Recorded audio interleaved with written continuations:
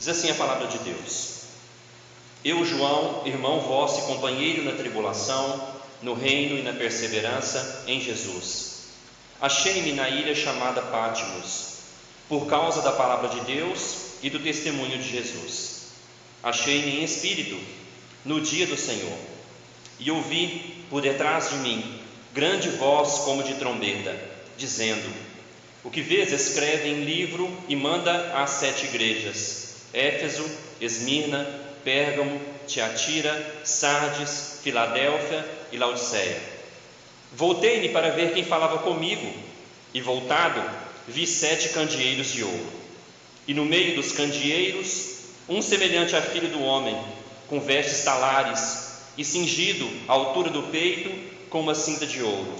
A sua cabeça e cabelos eram brancos como alva lã, como neve, os olhos como chama de fogo, os pés semelhantes ao bronze polido, como que refinado numa fornalha, a voz como voz de muitas águas.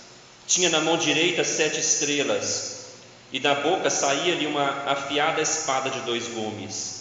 O seu rosto brilhava como o sol na sua força. Quando o vi, caí a seus pés como morto. Porém ele pôs sobre mim a mão direita, dizendo: Não temas, eu sou o primeiro e o último, e aquele que vive.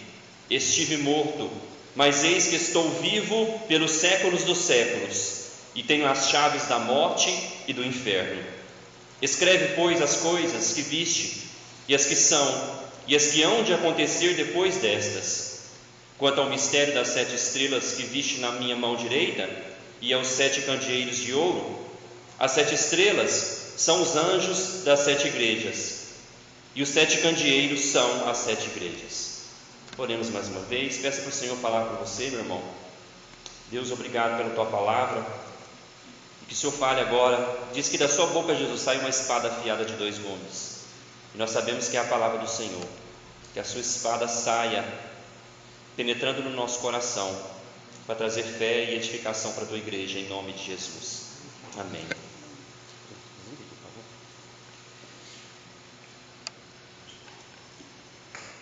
Meus irmãos, que visão, hein?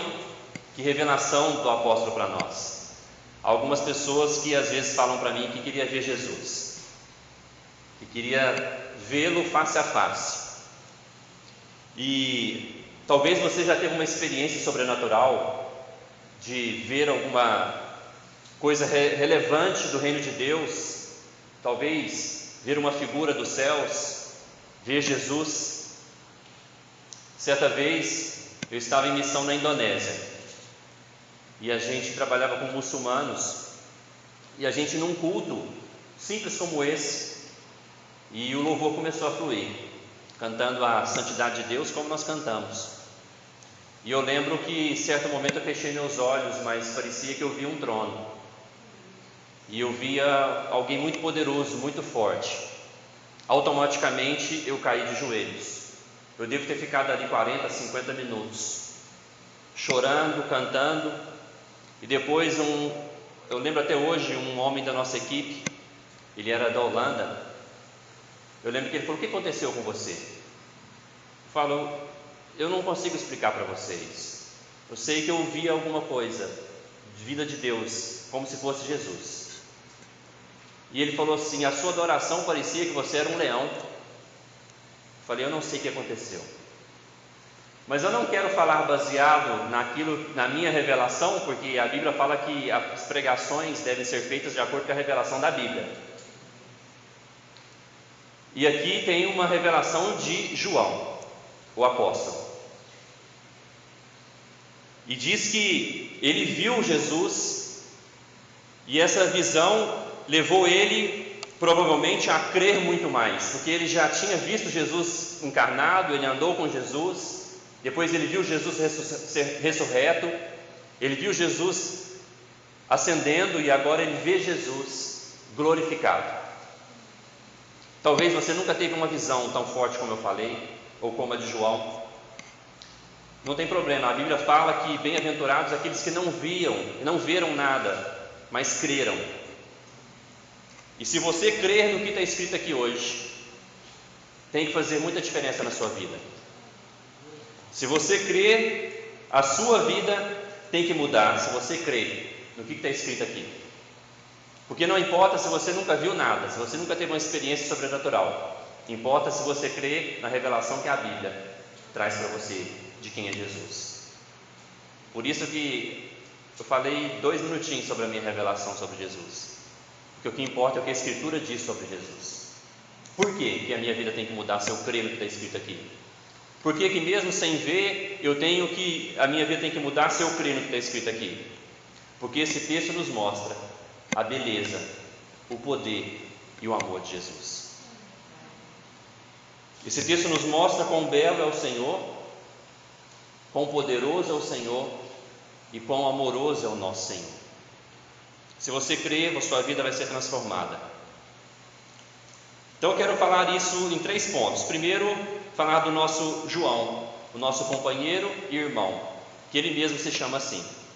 Ele poderia se chamar, eu sou o apóstolo João, mas ele fala, eu sou o companheiro vosso, eu sou o irmão vosso. Depois eu quero falar do que ele viu, e depois eu quero falar do que ele ouviu. Mas veja que João, no versículo 9, ele se coloca como um irmão nosso, um companheiro. E vai dizer no versículo 9 que ele estava numa ilha chamada... Qual era o nome da ilha, irmãos? Patmos. Essa ilha, para você entender, naquela época do Império Romano, era uma ilha dos prisioneiros, porque não tinha como fugir dessa ilha. É uma coisa que quer prender você, coloca você numa ilha, não tem como você sair de lá, você vai ficar preso. Então era uma ilha para malfeitores, para ladrões. Então João estava exilado nessa ilha, ele estava preso. Mas aqui ele fala para nós que ele não estava preso porque ele fez algo errado aos nossos olhos, mas nos olhos do Império Romano ele fez algo errado, porque os imperadores da época, eles não rogavam para si somente o senhorio, mas eles queriam que fossem adorados como Deus mesmo. Como na Coreia do Norte, eu não sei se vocês sabem, a dinastia deles, em todo o país tem sempre uma estátua do avô, do pai e agora do atual governante, porque é proibido adorar na Coreia do Norte alguém que não seja o governante. O Império Romano era assim, eles queriam ser não só o Senhor, mas o Deus do Império. E João estava preso por causa de quê? Aqui diz que ele estava preso por causa da palavra de Deus e do testemunho de Jesus. Veja a coragem dele. Será que a gente teria essa coragem de ir para uma cadeia, ir para uma ilha exilada, para manter o nosso testemunho que Jesus é o Senhor e não é César e nem a dinastia de César, de que o único Deus pode ser adorado, que a palavra de Deus é a verdade no meio de um mundo pagão como daquela época, como da nossa época, mas por causa do testemunho de Jesus e da palavra de Deus, João estava preso. E aqui nós vemos que ele é exilado, um apóstolo do amor. Se a gente analisar as cartas do João, ninguém falou de tanto de amor como ele. E quando João fala de amor nas suas cartas, ele fala do amor entre irmãos. Por exemplo, na primeira carta, João chega a falar que se a gente não ama o nosso irmão, a gente não conhece a Deus. Na segunda carta, ele diz que está feliz porque os filhos da igreja andam na verdade. Daí na terceira carta, talvez vocês lembram que já pregamos aqui, que ele diz que tinha um companheiro, um irmão, que era amado dele, que se chamava Gaio. O apóstolo do amor, que amava a igreja, amava a comunhão, amava os irmãos, agora está sozinho numa ilha, sem a igreja. Mas veja que mesmo exilado, sem os irmãos, não está sem a presença de Deus. Diz que no dia do Senhor, interessante que uma versão da Bíblia diz o dia da ressurreição, o dia de domingo. João diz que em espírito ele estava nesse dia. Veja que interessante, mesmo sem a igreja, sem a comunhão, no dia do Senhor ele está em espírito adorando a Deus. Sem a igreja, mas sem Deus. Daí nesse dia, Deus fala com ele. E diz no versículo 10 que ele ouviu uma grande voz como de trombeta. Diz no versículo 11 que ele devia escrever essas coisas que ele viu e enviar às igrejas. Por isso no versículo 3, A Bíblia fala que bem-aventurados é aqueles que leem, aqueles que ouvem e guardam as palavras da profecia desse livro. As palavras de Deus deviam ser enviadas para a igreja. João, ele não tinha que guardar a revelação para ele. Ele tinha que enviar para as 7 igrejas. Então a palavra de Deus hoje é para nós. João escreveu para aquelas igrejas naquela época, mas hoje é para nós que João está falando. É para nós que a revelação de Jesus está falando. Mas no versículo 9, irmãos, ele chama a gente de companheiro. E ele fala que nós somos companheiros dele na tribulação, no reino e na perseverança. Há um chamado para todo cristão, todo aquele que é irmão de João, irmão do apóstolo, todo aquele que é irmão em Cristo. Há um chamado para sofrer pelo Evangelho, não só crer no Evangelho. Viver o Evangelho piedosamente, viver a palavra de Deus piedosamente, envolve tribulação. E Jesus não nos enganou. Jesus falou para os discípulos dele que no mundo nós passaríamos por aflições, porque esse mundo jaz no maligno. Esse mundo há uma luta contra o Evangelho, uma luta contra o bem, uma luta contra a igreja. E aqui ele está falando que ele é nosso companheiro, ou nós somos companheiro dele na tribulação. Nós somos chamados também a participar com lutas, com oração, com lágrimas, em prol do reino de Deus. Porque no versículo 6 da semana passada eu disse que nós somos sacerdotes do reino de Deus. Nós somos promovidos de escravos do pecado para sacerdotes do reino de Deus, para também passar muitas dificuldades pelo reino de Deus, porque o reino também é nosso. João é nosso companheiro nessas lutas, e nós somos companheiro dele. Mas também veja, irmãos, que ele fala que nós somos companheiros dele na perseverança em Jesus. Nós somos chamados para perseverar até o fim. A luta pelo reino de Deus, a luta pelo Evangelho, a vida cristã não é uma vida de tranquilidade. Se nós buscarmos a Deus, nós vamos passar por dificuldades. Mas veja aqui que mesmo João exilado, mesmo João preso, Deus está com ele. Deus está falando com ele, Deus está revelando coisas maravilhosas para ele. Então nós somos chamados a ser companheiro do reino de Deus. Nós somos chamados a perseverar pela vida cristã, a perseverar pelo reino de Deus, pela igreja. Em Atos 14, 22, não precisa abrir, apenas ouça, depois de Paulo ser apedrejado, diz que Paulo tomou tanta pedrada que eles jogaram ele fora da cidade como tendo sido morto. E por que ele estava sendo levando pedrada? Porque ele estava pregando a palavra de Deus. E diz que Paulo relata para a igreja assim: fortalecendo a alma dos discípulos, exortando-os a permanecer firmes na fé, e mostrando que através de muitas tribulações nos importa entrar no reino de Deus. Nos importa entrar no reino de Deus por meio de muitas tribulações.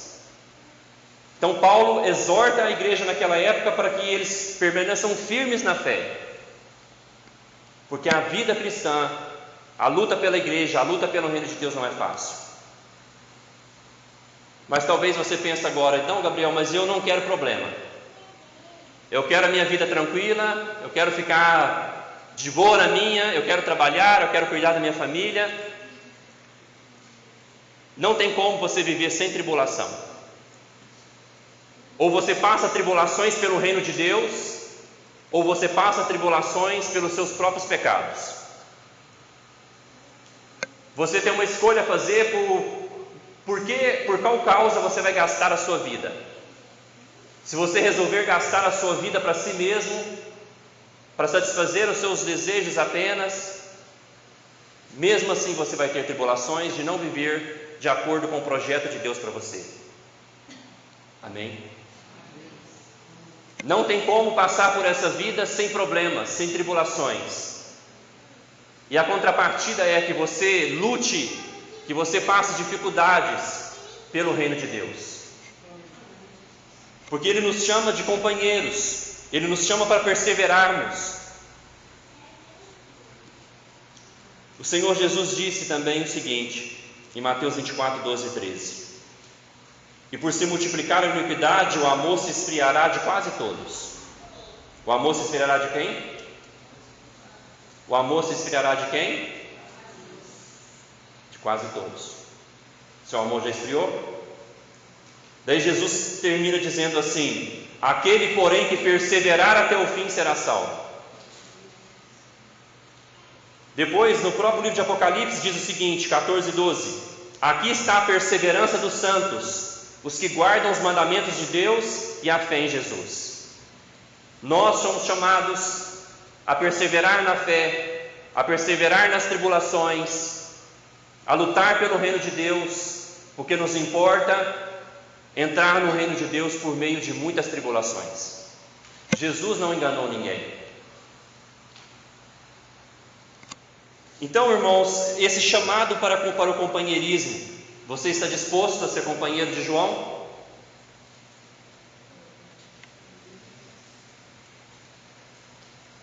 Estou achando que os irmãos não estão crendo no que nós lemos aqui hoje. Achando que vocês não estão acreditando no que nós estamos lendo. Ou eu estou contando a história da carochinha aqui. A Bíblia está falando aqui quem é Jesus, o que João estava disposto a sofrer pelo reino de Deus. Então você tem uma escolha a fazer. Você vai passar tribulações pelos seus próprios problemas, pelos seus próprios pecados, ou você vai passar tribulações pelo reino de Deus.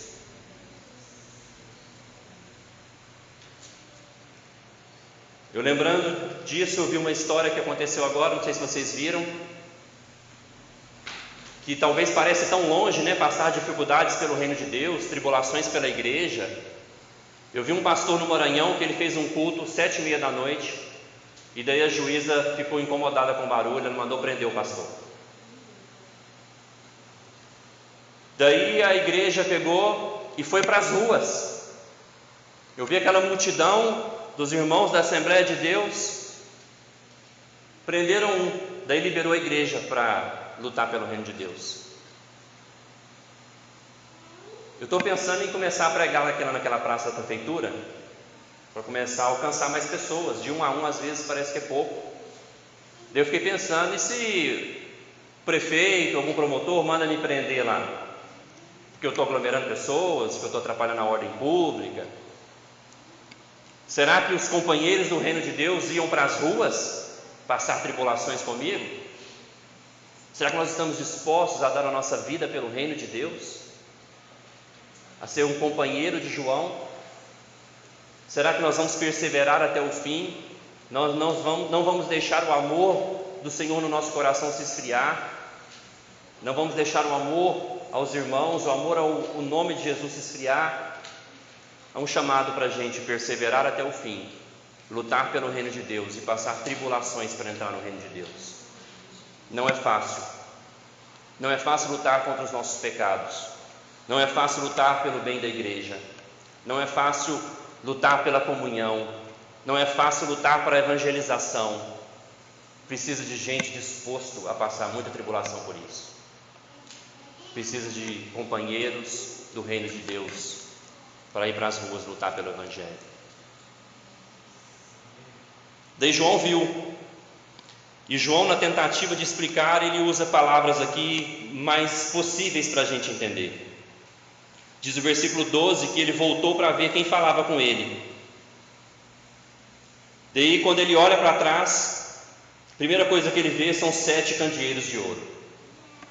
No versículo 20 vai dizer que esses 7 candeeiros de ouro são igrejas, 7 igrejas. E os 7 anjos que estão na mão de Jesus são os anjos da igreja. Aqui uma discussão teológica se anjos da igreja são anjos que protegem a igreja ou se é o pregador da igreja. Mais provavelmente que seja o pregador da igreja, porque depois as cartas às igrejas, o anjo diz assim, ao anjo da igreja em Éfeso, por exemplo, mostrando para nós que a revelação de Deus, a primeira coisa que João vê são igrejas. A revelação de Deus está na igreja. E Jesus carrega na sua mão os pregadores da igreja.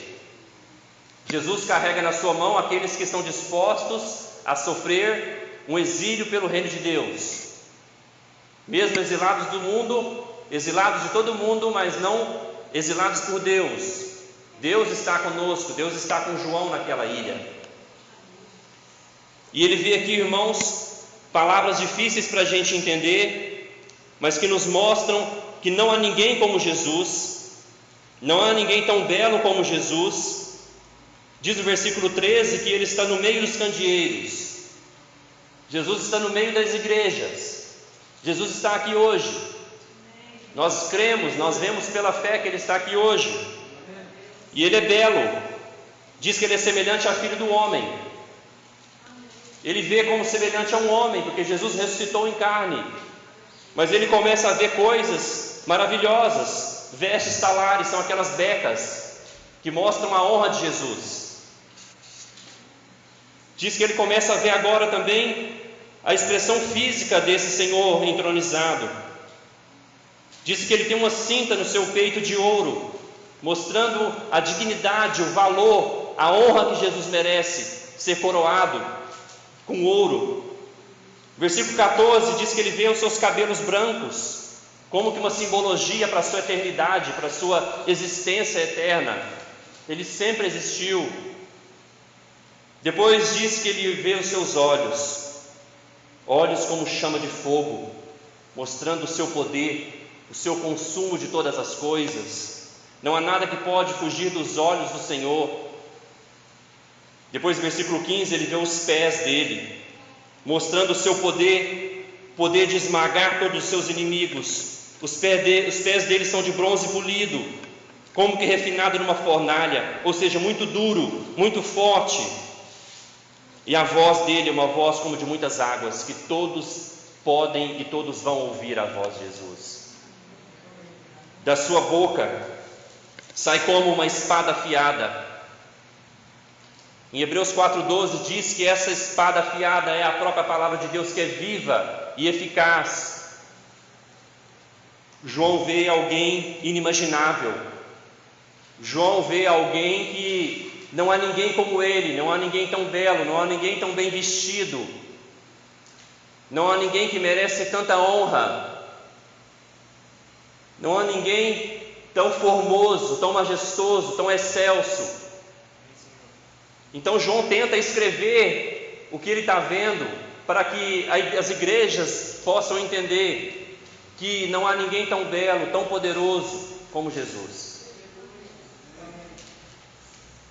Tanto que o salmista vai dizer em Salmo 96:9: adorai o Senhor na beleza da sua santidade. Adorai o Senhor na beleza da sua santidade. Como nós olhamos pela fé de quem Jesus é, só nos resta adorá-lo pela beleza da santidade dele, pela beleza da pessoa, da eternidade, da honra do Senhor. E vai dizer também no Salmo 96:9: tremei diante dele todas as terras. Quando nós imaginamos quem Deus é, quando nós imaginamos por essa revelação o tamanho de Deus, o poder, a beleza de Deus, só nos resta adorá-lo e tremer diante dele, tremer de respeito, de honra. E a Bíblia vai dizer no versículo 17 que depois dessa revelação João caiu, porque ninguém pode ficar diante de um Deus tão santo, poderoso, belo, sem querer morrer. Diz o versículo 17: quando o vi, caí a seus pés como morto. Por isso, mais ou menos, quando eu tive essa visão do Senhor entronizado, eu não conseguia levantar. E o culto já tinha acabado o louvor e eu não conseguia levantar. E estava o povo pregando e eu deitado, eu não conseguia, porque eu tinha medo que ele fosse me matar. Mais ou menos o que Isaías viu no capítulo 6. Diz que o profeta Isaías viu o Senhor e ele falou: estou arruinado, porque eu vi a santidade do Senhor. E eu sou de lábios impuros e moro no meio de um povo de lábios impuros. Isaías pensou que ia morrer. Diante da beleza de Jesus, da glória de Jesus, a gente morre por causa que nós somos pecadores. E talvez nós não temos esse senso de quem Jesus é, da grandeza de quem nós adoramos, da santidade de quem nós adoramos. Porque se nós tivéssemos a fé mesmo de quem Ele é, talvez nós deveríamos cair todo louvor, nós deveríamos nos ajoelhar todo louvor, chorar em todo louvor, porque nós estamos adorando esse Jesus, esse Senhor, que tem os olhos como chama de fogo, que tem os seus pés como de bronze polido, que pode pisar em todos os seus inimigos e pisará um dia nos seus inimigos, que é santo, que criou todas as coisas. Quando nós olhamos a criação de Deus, o mar, as florestas, os planetas. Hoje eu estava vendo, irmãos, lendo sobre geografia, tem um planeta que eu me esqueci o nome, diz que ele tem 79 luas, e tudo foi criado por esse Senhor. Nós fomos criados por esse Senhor. Então, em momentos de louvor a Ele, era para a gente ter mais adoração, era para a gente ouvir a sua voz, ouvir a minha voz, era para a gente gritar, adorando Ele, porque Ele mesmo sendo tão santo, tão grande, Ele nos salvou, Ele nos perdoou. Porque aqui vai dizer que João pensou que ia morrer, ele caiu como morto, mas no versículo 17 diz que Ele pôs a mão direita sobre ele. Veja o amor de Deus por nós. Nós merecíamos morrer ao chegar diante de Deus na presença dEle. Nós ousamos chegar nesse culto e falar o nome dEle. Nós merecíamos morrer por causa da nossa falta de santidade. João caiu como morto, mas daí o Senhor toca João, mostrando a graça dEle, o amor dEle por nós, de nos tocar, mesmo nós merecemos morrer. E Ele fala: não temas, não tenha medo de me adorar, João, não temas. E Ele vai dizer: porque eu sou o primeiro e o último, eu sou sim o Deus Todo-Poderoso, o Eterno. E Ele toca a gente quando a gente está caído, Ele toca a gente mostrando a sua graça, chamando João para entender as revelações. Assim é o nosso Deus.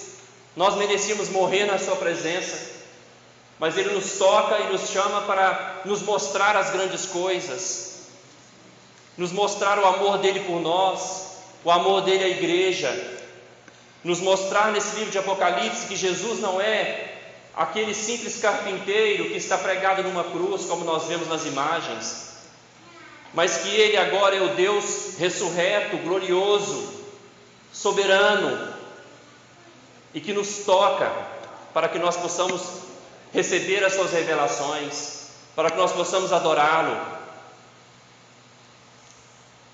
Então foi isso que João viu. Se você nunca viu nada, não tem problema. Se você crer no que João viu, que foi revelado nas Escrituras, isso tem que mudar a sua vida, isso tem que mudar a forma que você vive, que você adora. Você tem que vir aqui no domingo sabendo que você vai encontrar esse mesmo Jesus. Ele está no meio dos 7 candeeiros. Jesus veio aqui essa noite em espírito, como nós vimos a semana passada com o Espírito, 7 Espíritos nas 7 igrejas, lembram? Jesus veio aqui hoje receber a adoração. Mas por que então que nós viemos aqui nesse dia? Nós viemos aqui porque estamos bem ou porque estamos mal? Não, nós viemos aqui porque Jesus merece, porque Ele é digno. A igreja não pode vender a imagem de Deus, que as pessoas venham para a igreja para receber alguma coisa. Não, isso é paganismo, isso é espiritismo, isso é macumba, que chama as pessoas para vir na igreja para receber alguma coisa. Eu vi o slogan de uma igreja aqui em Baeté que fala assim: uma vida melhor espera por você. Isso não é convite. O convite de Deus é: cale-se diante dele toda a terra, se dobre diante dele, venha aqui todo domingo adorá-lo. Por quê? Porque ele é digno, porque ele é belo, porque não tem ninguém como ele. Não importa se a sua vida vai boa, vai mal, você foi criado para adorar a Deus. E você não merecia adorar a Deus, você merecia estar morto pelos seus pecados, porque o Deus que nos criou é santo, mas Ele nos tocou. Ele enviou Jesus para morrer pelos nossos pecados, para que nós possamos voltar a adorá-lo, sem medo. Então você não vem aqui porque está bem com o irmão, porque se você não vier a sua semana vai ser ruim.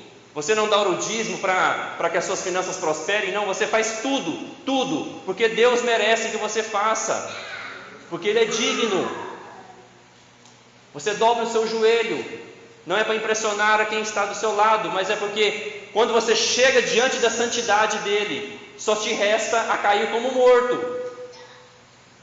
Você muda de vida não porque você tem medo do inferno, é porque Ele merece que a sua vida seja para a glória dEle.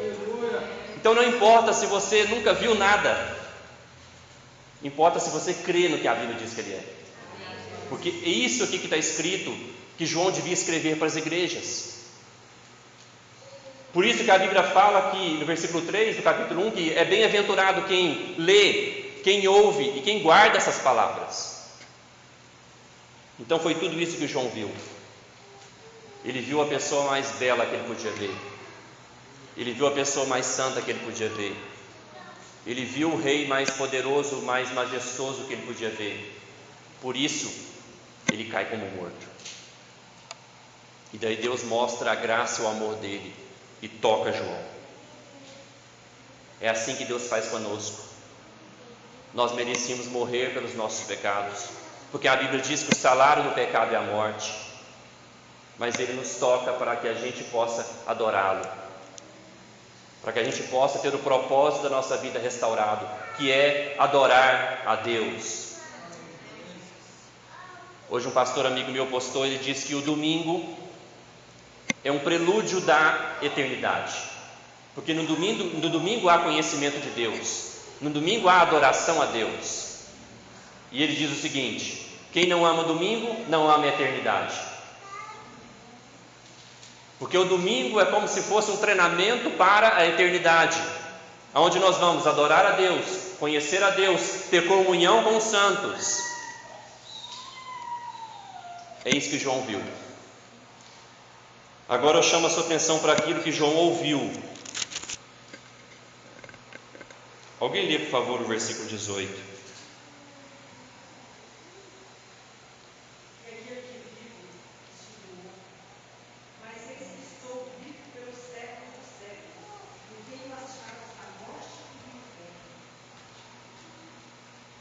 Amém. Agora João começa então a ouvir aquilo que o Senhor diz que ele devia falar aqui nas igrejas, aquilo que nós devemos guardar. Depois de tirar o medo dele e falar: João, não tenha medo não. Agora Jesus vem falar para ele que Jesus é aquele que vive. Veja se essa visão não é de Jesus, porque no versículo 18 fala: estive o quê? Morto. Veja se Jesus não é Deus. No versículo 18 fala: mas eis que estou vivo pelos séculos dos séculos. O que Jesus quer dizer? Eu sou eterno como o Pai, mas estive morto. Nós sabemos que Ele morreu pelos nossos pecados numa sexta-feira, mas no domingo Ele venceu a morte. E quando Ele vence a morte, aqui diz que Jesus tem duas chaves muito importantes. Ele tem as chaves da morte e tem a chave do inferno. A gente pensa que é o diabo que tem essa chave, né? Que o diabo é que mata pessoas, que o diabo é que manda a gente para o inferno. Quem tem a chave da morte e do inferno é Jesus. Ele que abre e fecha o que Ele quer nessa terra. Ele é que abre e fecha coisas que Ele quer na nossa vida. Ele é que abre e fecha os governantes que Ele quer. Você acha que Jesus não está vendo? Que os olhos de fogo dele não estão vendo? se tudo isso que está acontecendo no mundo é uma conspiração, se é para fazer o mal com a humanidade, se é para fazer o mal com a igreja. Você acha que aquele que tem olhos de fogo não está vendo? Ele que tem a chave de tudo, você acha que ele não vê a nossa vida? Você acha que se ele não quiser abrir alguma coisa para nós, ele não vai abrir? Portanto, temamos aquele que tem a chave de tudo. Não temamos aos homens, não temamos o diabo, mas nós temos que ter medo daquele que pode nos mandar para o inferno, porque ele é que tem a chave.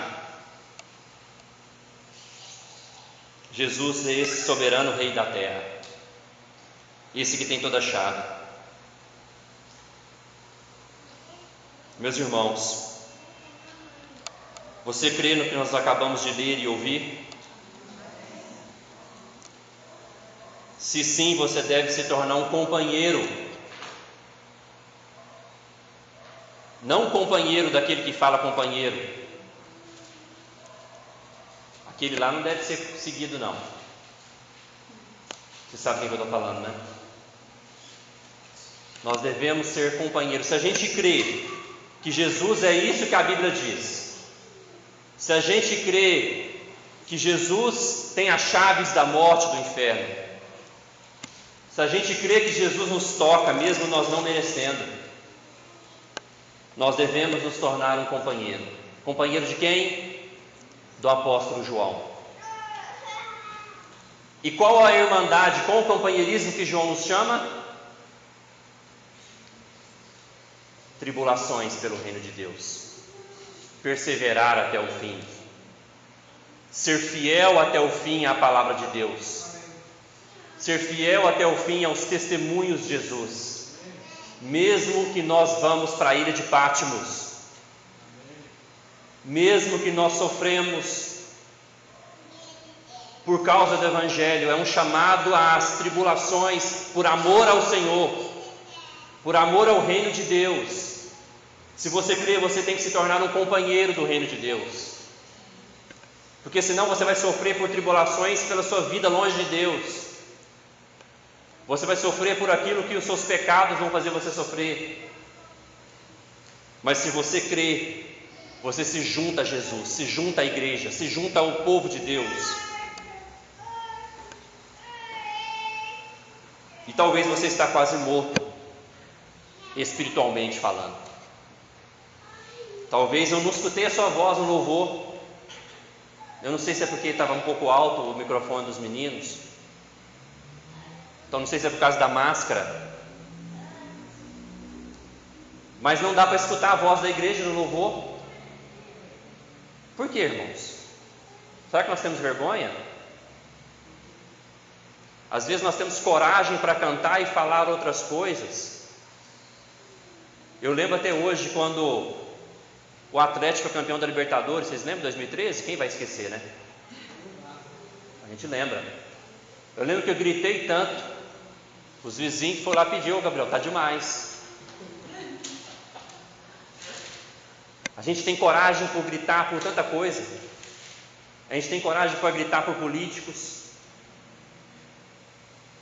A gente tem coragem para gritar pelos nossos próprios interesses, para lutar pelos nossos sonhos. Mas daí a gente vai cantar para Jesus timidozinho. Às vezes não cumprimenta o irmão, agora também não pode, né? Não abraça o irmão. Mas não sei se você já foi num jogo de futebol quando sai gol. Quem que já foi no Mineirão? Você abraça ali 50 que você nunca viu. Se é campeão, você chora junto, não é verdade? Daí para Jesus a gente não tem força, a gente não tem esse abraço, não tem essa força. Mas nós somos chamados para ser companheiros nas tribulações, para lutar uns aos outros, incentivando uns aos outros, para lutar pelo reino de Deus. Porque, irmãos, Jesus é tudo isso aqui mesmo. Jesus é tudo isso. Eu creio nas Escrituras. Eu creio que Jesus tem a morte, tem as chaves da morte. Então Ele vai me tirar da morte um dia. Um dia Ele vai chamar meu nome, como Ele chamou o nome de Lázaro. Um dia Ele vai chamar o seu nome, se você é crente em Jesus. Ele vai falar: venha para fora dessa tumba. Ele vai ressuscitar você um dia, porque Ele prometeu, mesmo que nós morramos, viveremos eternamente com Ele. Então, se nós cremos em quem Jesus é, nós devemos lutar pelo reino de Deus, porque a igreja é formada por companheiros. A igreja não é formada por visitantes. A igreja não é formada por frequentadores. A igreja é formada por discípulos de Jesus. E discípulos estão dispostos a ir para a ilha de Patmos. Meus irmãos, deixa eu falar um pouquinho mais. Não acha ruim passar um pouquinho do horário, não? Porque me vem à memória aqui quem João era. Aqui João já era velho. Os historiadores estimam que ele tinha mais de 90 anos. Ele foi o último apóstolo a morrer. Ele foi o único apóstolo que morreu de velho. Os outros foram todos torturados, mortos, apedrejados por causa do Evangelho. João foi o único que morreu idoso. E ele já idoso, ele poderia estar tranquilo. João já tinha implantado igrejas. João já tinha escrito o Evangelho de João. João já tinha feito muito pelo reino de Deus. Mas ele ainda velho, estava disposto a ser preso por causa da palavra de Deus e do testemunho de Jesus. Quando nós olhamos para os mártires da igreja, quando nós olhamos para aqueles que sofreram para que a Bíblia chegasse na nossa mão, o nosso sono espiritual é ofensivo ao sangue dos mártires. Vocês estão entendendo? Nós sermos meros frequentadores da igreja é ofensivo ao sangue daqueles que morreram pelo Evangelho. É ofensivo ao nosso Senhor que deu a vida por nós. Nós devemos ser companheiros na tribulação pelo reino de Deus. Por quê? Por tudo que eu já falei. Pelo poder de Jesus, pela beleza de Jesus, pelo amor de Jesus, que nos livrou do inferno. Então é muito melhor passar tribulações pelo reino de Deus do que pelos nossos próprios pecados. Então nós vamos cantar de novo.